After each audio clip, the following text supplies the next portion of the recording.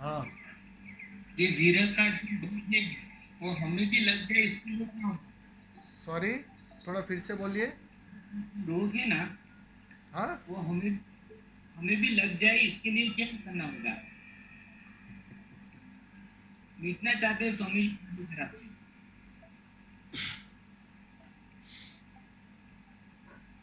कौन बोल रहे हैं? अक्षय? आनंद। आनंद? करना तो कुछ नहीं है भाई।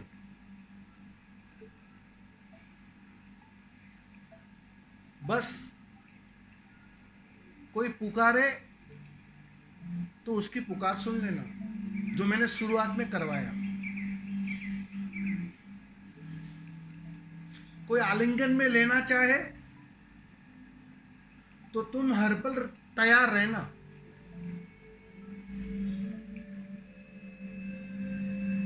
तुम्हारे तरफ से कोई अड़चन मत डालना, कोई रुकावट मत डालना।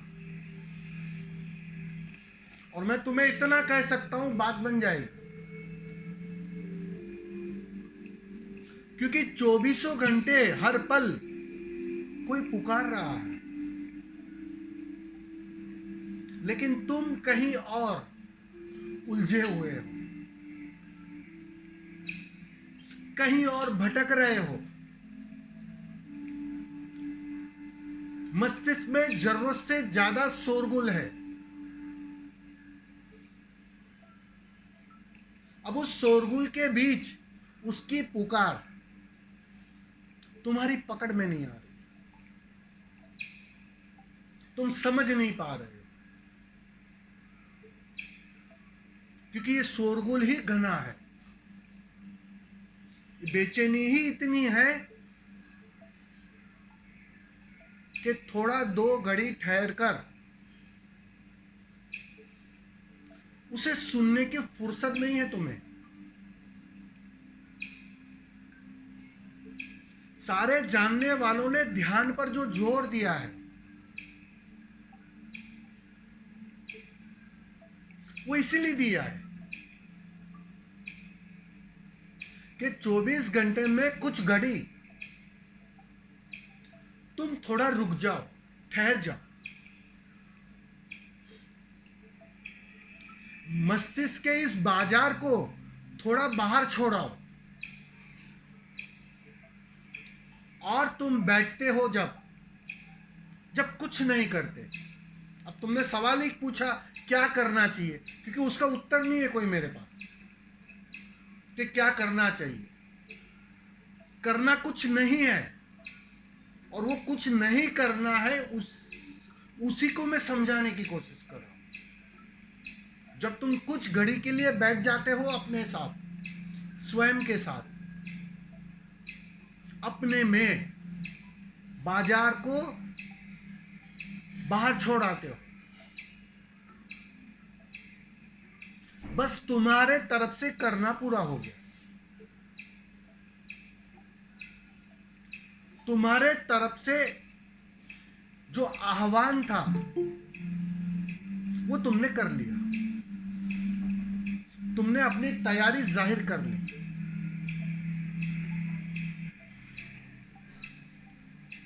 बस वो तैयारी दिखानी है पूरी।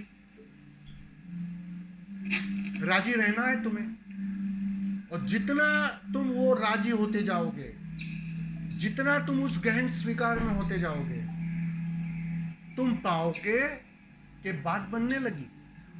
क्योंकि वो तो प्रतिपल तुम्हें आलिंगन में लेने को तत्पर है, बेचैन है।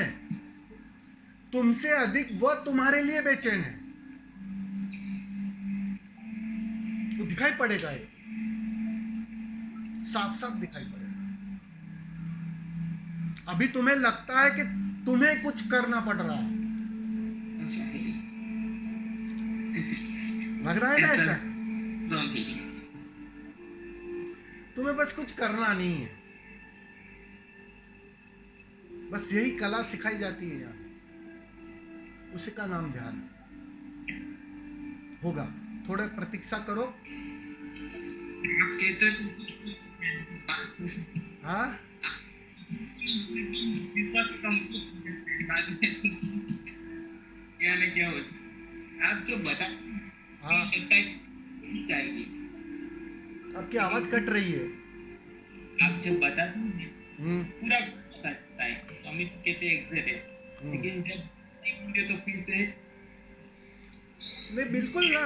मेरी बात बुद्धि से तो एक एक पल में तुम्हें समझ में आ जाएगी, बुद्धि स्वीकृति दे देगी।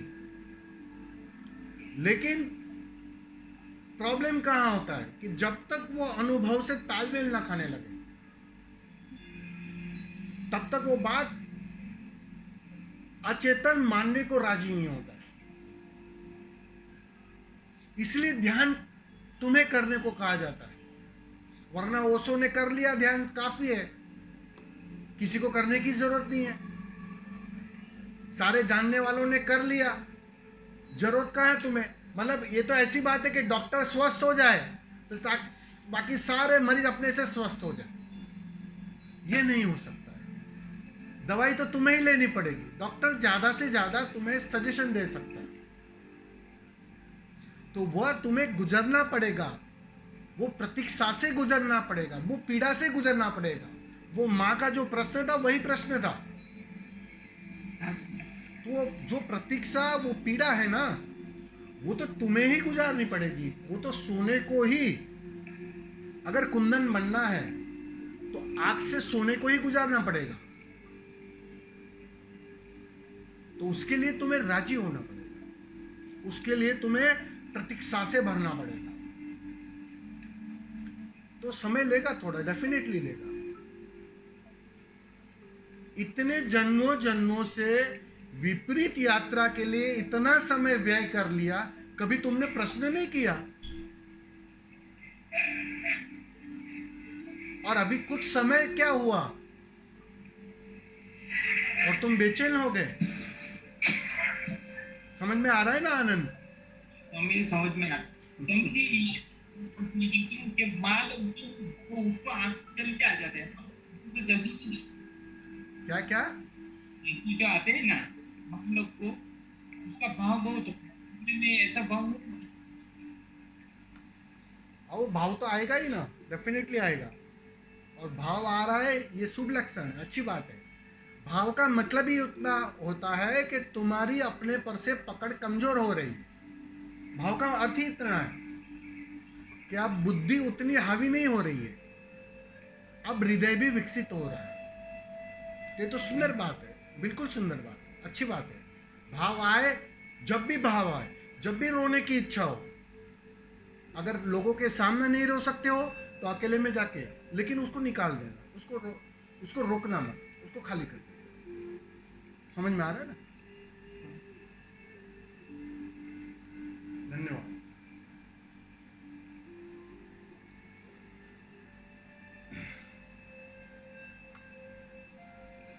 प्रणाम स्वामी।